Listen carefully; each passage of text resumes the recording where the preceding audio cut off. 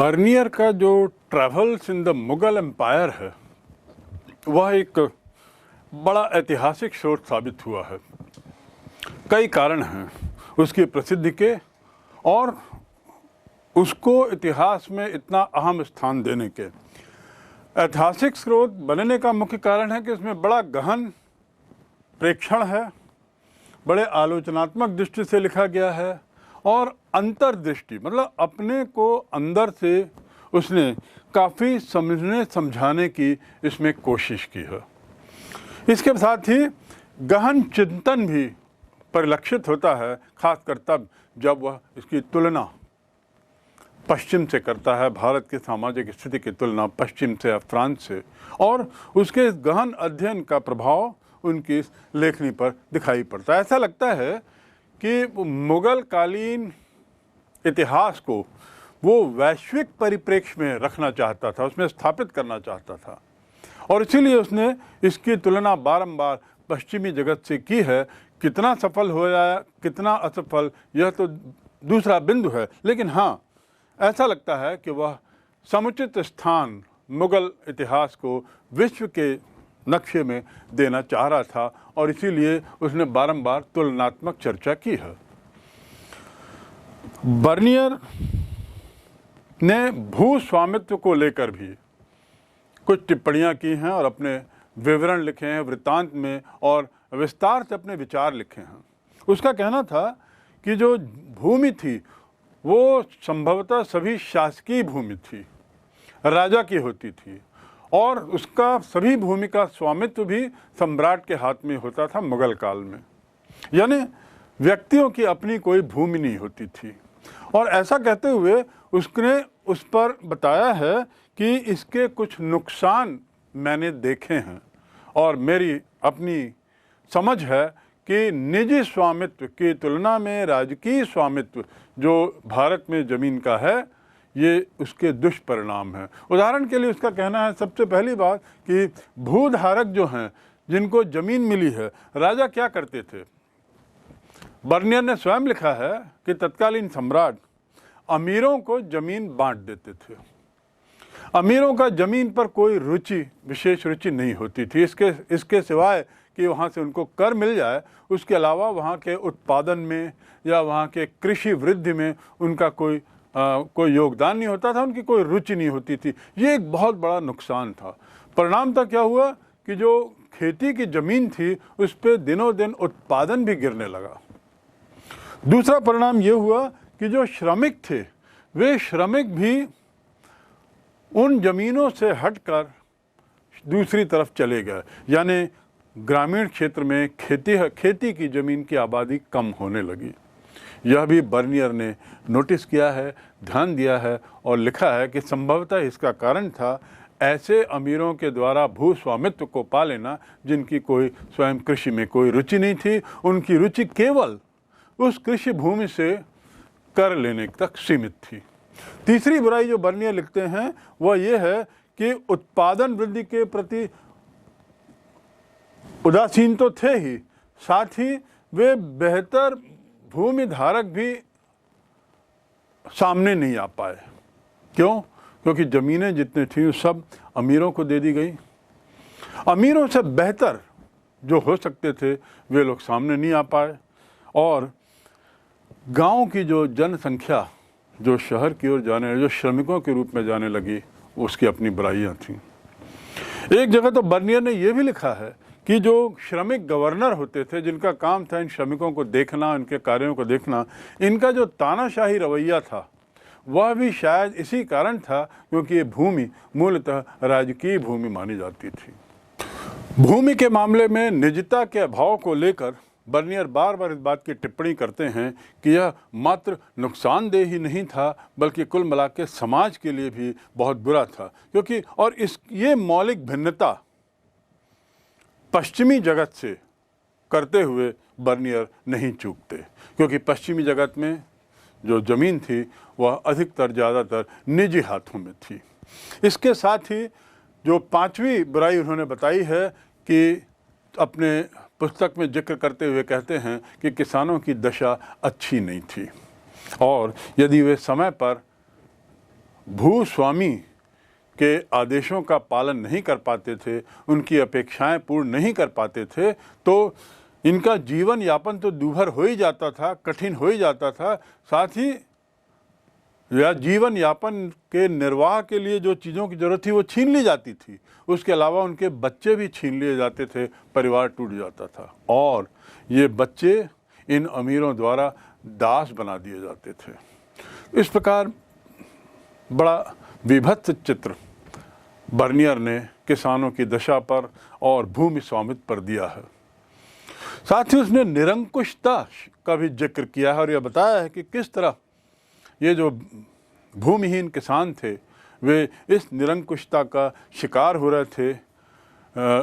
खामियों की मांग को पूरा न करने पर किस तरह उन्हें जगह छोड़ के जाना पड़ता था और निरंकुशता इस हद तक थी कि जो कृषि का उत्पादन है वह निश्चित रूप से इस निरंकुशता के कारण बहुत प्रभावित हो रहा था। एक जगह तो बर्नियर ने अपने यूरोपीय समकक्षियों को, साथियों को इस पुस्तक के माध्यम से, अपनी लेखनी के माध्यम से एक तरीके से उसने चेतावनी भी दी है और कहा है कि निजी स्वामित्व बनाम राजकीय स्वामित्व यदि तुलना करें तो यह साबित होता है कि मेरे अनुभव से साबित होता है कि राजकीय स्वामित्व कतई अच्छा नहीं है। और पश्चिमी जगत में जो लोग राजकीय स्वामित्व, भू स्वामित्व की पैरवी कर रहे थे, उसके लिए उसने इसमें एक तरीके से समझाइश दी है। अगला बिंदु है कि बर्नी की अवधारणा का क्या प्रभाव पड़ा। यानी बर्नियर ने जिस तरीके से अपनी बात भू स्वामित्व के बारे में अपनी धारणाएं लिखी हैं, उसका पश्चिमी जगत में क्या प्रभाव पड़ा। काफ़ी इसने प्रभावित किया इसकी इस पुस्तक ने।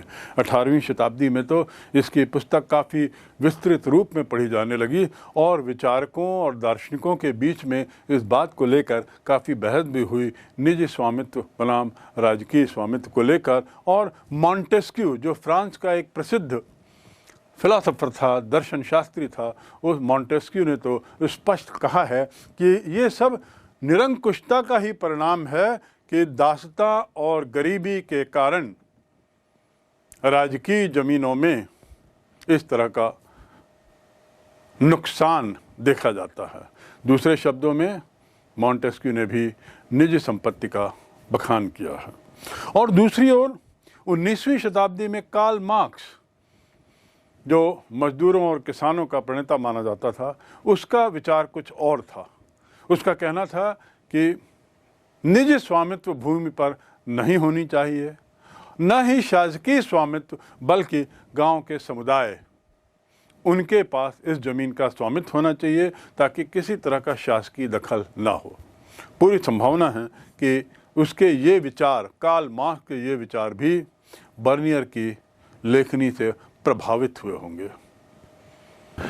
हाँ, बर्नियर के भूमि स्वामित्व की अवधारणा को लेकर उसकी कटी आलोचना भी हुई है और उसमें ये स्पष्ट किया है, जैसे अबुल फजल जो अकबर के समय उसके दरबार में था और उसने भी अपने अनुभवों को कलम से लिखा है, उसमें वो साफ कहता है कि ऐसा कोई राजस्व को के आधार पर भूमि का स्वामित्व सम्राट का हो, ऐसी ये अवधारणा नहीं थी। और उसका कहना है अबुल फजल का कि पारिश्रमिक के रूप में राजस्व का हिस्सा लिया जाता था और भू स्वामित्व का उससे कोई लेन देन नहीं था।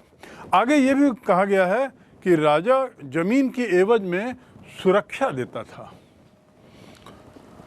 राजा जमीन के बदले सुरक्षा देता था और न कि स्वामित्व वाली भूमि से लगान के लिए लेता था, यानी लगान का स्वामित्व से कोई ताल्लुकात नहीं था।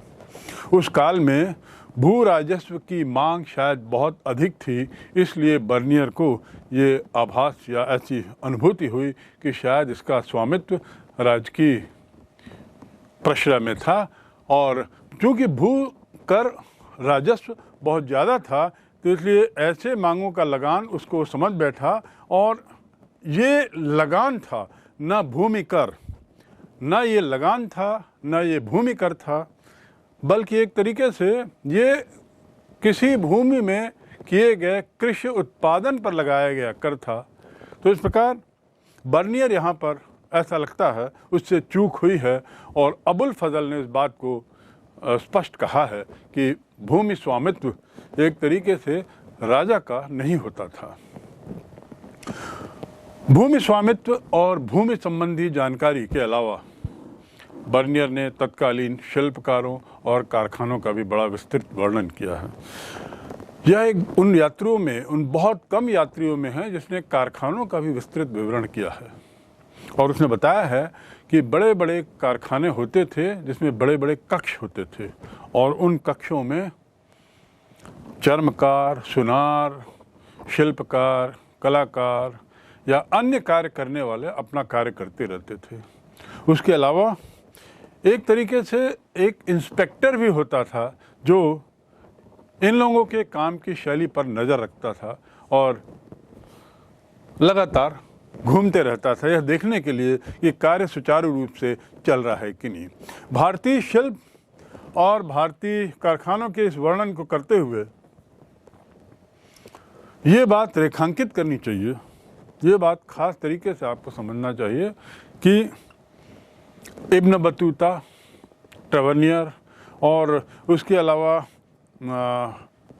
अन्य इतिहासकारों, अन्य यात्रा वृत्तांत का लिखने वालों के साथ ही बर्नियर ने भी लिखा है कि ऐसा लगता है दुनिया भर का सोने का एक काफ़ी बड़ा भंडार यहाँ आता था। और उसने इस बात पर आश्चर्य भी व्यक्त किया है कि व्यापार में जो पूरा सोना चांदी दुनिया भर का था वो धीरे धीरे यहाँ आकर भारत में कहीं सूख जाता है। अर्थात भारत भारी मात्रा में सोना और चांदी तत्कालीन भारत में आ रहा था। इस बात का स्पष्ट जिक्र प्लिनी, जो एक स्वयं बहुत प्रसिद्ध दार्शनिक रहा है, बतूता, रजाक जो विजयनगर में राजदूत था और बर्नियर, इन सब की सोच एक जैसी है। इससे ये बात स्पष्ट है कि 16वीं शताब्दी के काल में या उसके आसपास भारत वास्तव में एक सोने की चिड़िया थी। शहरों का जिक्र करते हुए बर्नियर लिखते हैं कि जो शहर को एक तरीके से उसने नगर शिविर का नाम दिया है। नगर शिविर का अर्थात ये होता है कि संभवतः जो राजकीय शिविर लगते थे उसके कारण जो कुछ समय के लिए जो नगर पनपते थे वह शिविर नगर कहलाते रहे होंगे, ऐसा मानना है। तो ये शिविर नगरों का अस्तित्व तब होता था जब कोई राजकीय दरबार या कोई राजकीय शिविर वहाँ लगा हो किसी विशेष कारणों से और किसी पर्याप्त समय के लिए, और उनका पतन भी इन राजकीय अधिकारियों, राजकीय प्रश्रय के समाप्त होने के साथ इन शिविर नगरों का पतन भी हो जाता था, ये समाप्त भी हो जाते थे। तो ऐसी धारणा बर्नियर ने लिखी है और उसने ये भी लिखा है कि सामाजिक आर्थिक आधार ऐसे नगर शिविरों का कोई ठोस नहीं होता था।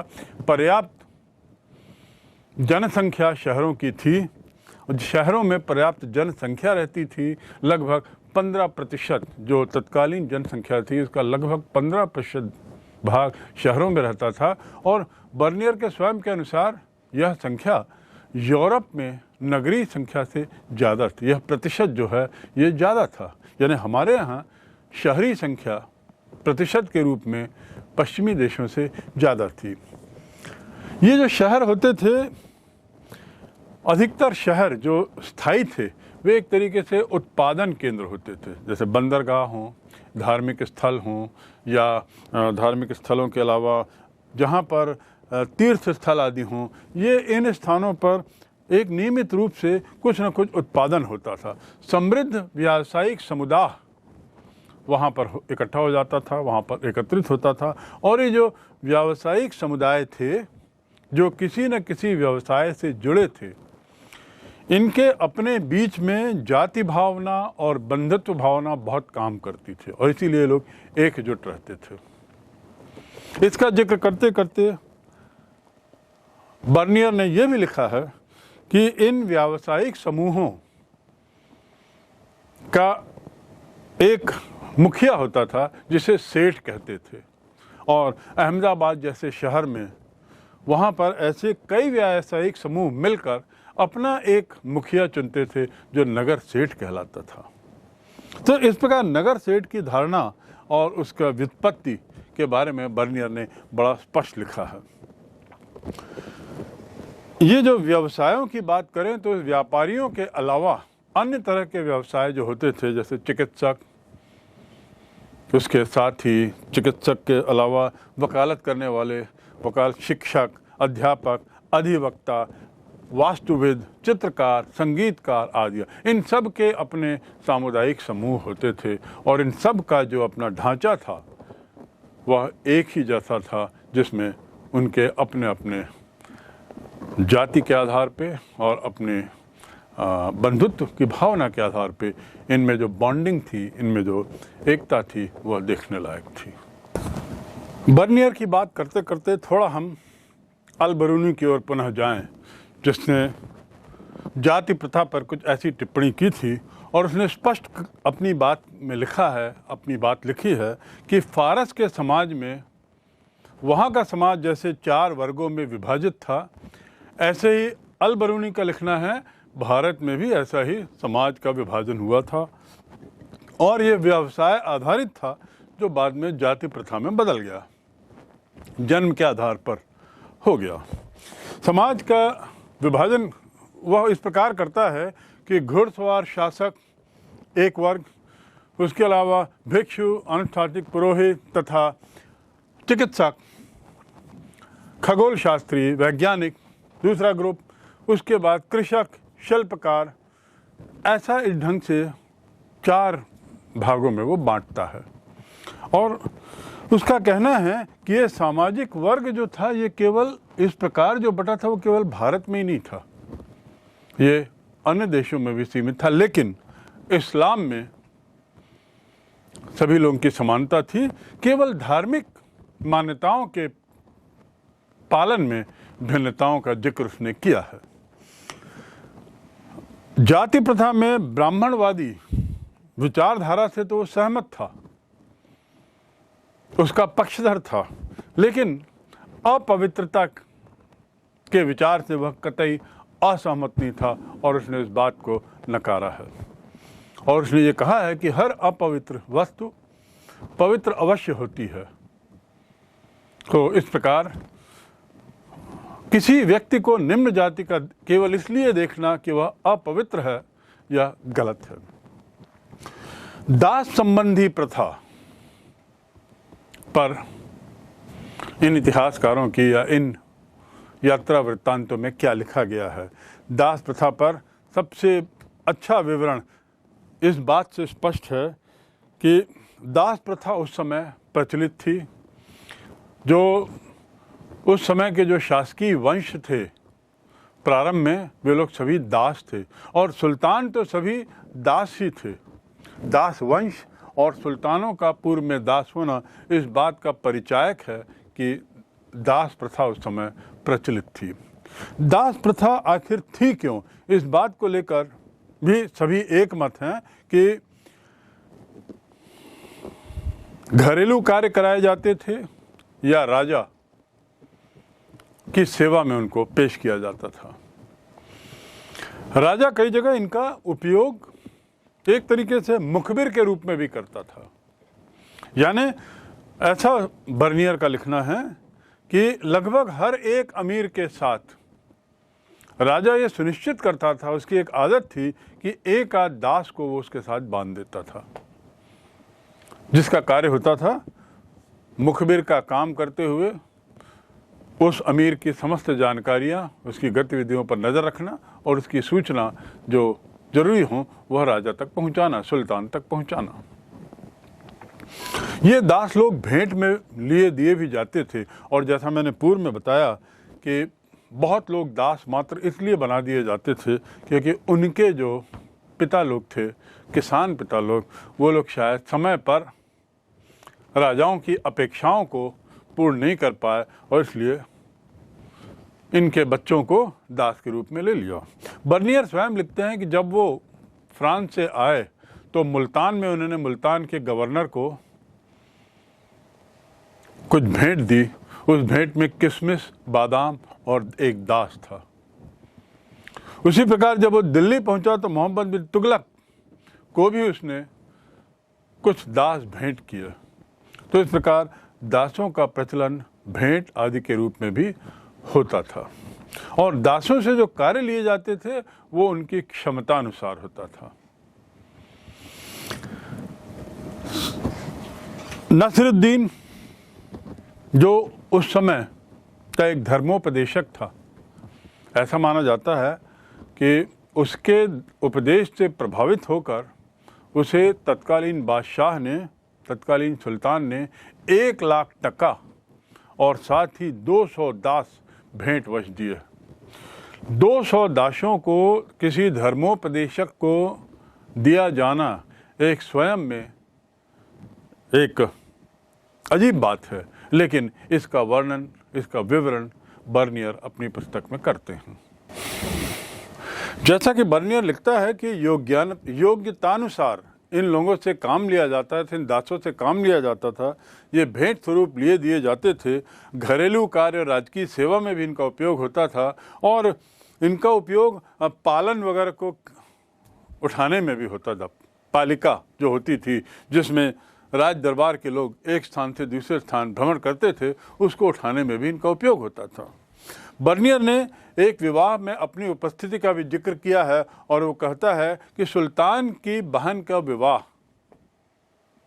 उसने अटेंड किया था, और ऐसा बताते हुए वह दासियों का भी जिक्र करता है। और उसका कहना है कि तत्कालीन समाज में दासियां होती थीं, और मूल रूप से दासियां राजाओं के पास, सम्राटों के पास होती थीं, और ये लोग सामान्यतया नृत्य, संगीत आदि में परिपक्व होते थे और इस तरह से मनोरंजन का काम करते थे।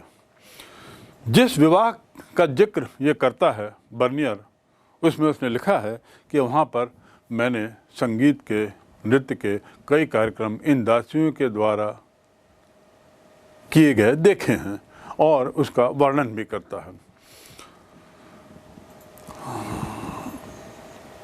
महिला सफाई कर्मचारियों का उपयोग मुखबिर के रूप में किया जाता था, ऐसा बर्नियर का कहना है। यानी महिला सफाई कर्मचारी जो हैं, उनको स्वतंत्रता थी कि वे बिना किसी को बताए जिस घरों में उनका कार्य करने का बंधा हुआ है, वहाँ सीधा प्रवेश कर सकती हैं, और वहाँ की दासियों से बात करते हुए उनसे बहुत सी जानकारियाँ ले करके जो आवश्यक जानकारी उनसे सुल्तान तक पहुँचाएं। तो इस प्रकार एक तरीके से पूरी जासूसी की, मुखबरी की भी पूरी व्यवस्था तत्कालीन शासन में थी, और बर्नियर ने उसका विस्तार से जिक्र किया है। घरेलू श्रम, पालकी ढोना ये सामान्य था, और साथ ही बर्नियर ने जहाँ एक को लिखा है कि राजाओं के पास दासियाँ बहुत होती थीं, उसने यह भी लिखा है कि अधिकांश परिवारों में 1 या 2 दासियाँ होती थीं। अब हम अंतिम बिंदु पर इस विषय के, और वह है सती प्रथा। सती प्रथा पर इन वृत्तांतकारों का क्या कहना है? बर्नियर कहता था कि मृत्यु के पश्चात अपने साथ होने वाले संभावित दुर्व्यवहार के कारण ये महिलाएं अपने को जला देती थीं। उनको भय होता था कि विधवा होने पर शायद दूसरे लोग अपनी मर्यादा खो बैठें और हमारे साथ दुर्व्यवहार करें, इसलिए सती प्रथा की चर्चा, सती प्रथा प्रचलित थी और होती थी। अल बरूनी ने जला देने की इस प्रथा का यही कारण बताते हुए फिर लिखा है कि बुरे व्यवहार का ही इन लोगों को सतत रूप से डर खाता था। उसने, अल बरूनी ने देवदासी और वेश्यावृत्ति का भी जिक्र अपनी इस पुस्तक में किया है, जो भारतीय समाज में कहीं न कहीं परिलक्षित होता है। इब्न बतूता ने अपने वृत्तांत में भी सती प्रथा का वर्णन किया है, और अपने आंखों देखी घटना का उसने जिक्र करते हुए कुछ बातें लिखी हैं। वह लिखता है कि उसने तो खुद 3 स्त्रियों को मध्य प्रदेश में कहीं 3 स्त्रियों को सती होते हुए देखा। वे तीनों महिलाएं, उनके एक हाथ में दर्पण होता था और दूसरे हाथ में नारियल पकड़ के वे घोड़े पे ले जाई जाती थीं। आगे आगे नगाड़ा, गाजे बाजे रहते थे और इसके साथ ही ये तीनों महिलाएं स्वेच्छा से सती होने जा रही थीं, जिसकी लिखित अनुमति उनसे ले ली जाती है। इनके जो तीनों महिलाओं के जो पति थे वो युद्ध में स्वर्गस्थ हो चुके थे और इस प्रकार इस घटना का विवरण करते हुए बतूता कहता है कि ये महिलाएं जब चिता पर जाती हैं तो उस समय नगाड़ों की आवाज़ बढ़ती चली जाती है, बहुत ज़्यादा बढ़ती है और लोग आसपास कुछ कंबल लेकर भी खड़े हो जाते हैं कि कहीं ऐसी स्थिति ना हो जिसमें महिला जलने के कारण उसको कंबल की ज़रूरत पड़े। तो वह दृश्य का विवरण देते हुए बतूता स्वयं लिखते हैं कि एक क्षण ऐसा आया जब मैं बेहोश हो गया और यदि मेरे चेहरे पर पानी नहीं डाला जाता उस समय तो शायद मैं घोड़े से गिर जाता। ये तो हुआ बतूता का सती के प्रति उसका खुद का अनुभव। बर्नियर ने ऐसी घटना देखी जिसमें सती जो हुई वे स्वेच्छा से नहीं बल्कि व्यवस्था से, उनके साथ ज़बरदस्ती करके उनको सती किया गया। कुल मिलाकर सती प्रथा के बारे में ये बात स्पष्ट है कि उस समय यह प्रथा भारत में थी। ऐसा भी हम सोच सकते हैं कि इन विदेशी यात्रियों ने सती प्रथा का वृत्तांत और उसका वर्णन इसलिए ज़्यादा किया है क्योंकि ये केवल भारत में ही ये प्रथा थी और इसलिए उन लोगों का ध्यान विशेष रूप से इस ओर आकर्षित कर रही थी। अन्य किसी समाज में उन्होंने इस सती प्रथा जैसी चीज़ नहीं पाई थी। लेकिन इसका अर्थ ये नहीं कि महिलाओं की स्थिति बहुत खराब थी। महिलाएं, अन्य कामकाजी महिलाएं और घरेलू महिलाओं के अलावा कार्य करने वाली महिलाओं का भी जिक्र इनके द्वारा किया जाता है। तो एक प्रकार से हम कह सकते हैं कि सती प्रथा एक बहुत बुरी कुरीति हमारे समाज की थी, तत्कालीन समाज की, जिसका विवरण इन लोगों ने किया है। पर साथ ही इसका अर्थ यह नहीं कि भारतीय समाज में महिलाओं की स्थिति बहुत बुरी थी। वे लोग भी एक अच्छा जीवन जी रहे थे यदि हम सती प्रथा को एक ओर रख दें तो। इस प्रकार इन तीनों इतिहासकारों, इन तीनों वृत्तांत विवरण लिखने वालों का हमने जो अध्ययन किया उससे जो बातें स्पष्ट हुई, इस मध्यकालीन भारत के इतिहास की हमारी जानकारी बेहतर हुई होगी, बेहतर समझ आई होगी और हमको बड़ा आश्चर्य हो रहा होगा कि कैसे वह देश जो सोने की चिड़िया आज से 400 वर्ष पूर्व था, आज दुनिया के सबसे निर्धनतम देशों में जाना जाता है, जहां गरीबी का प्रतिशत 70% आज भी बना हुआ है।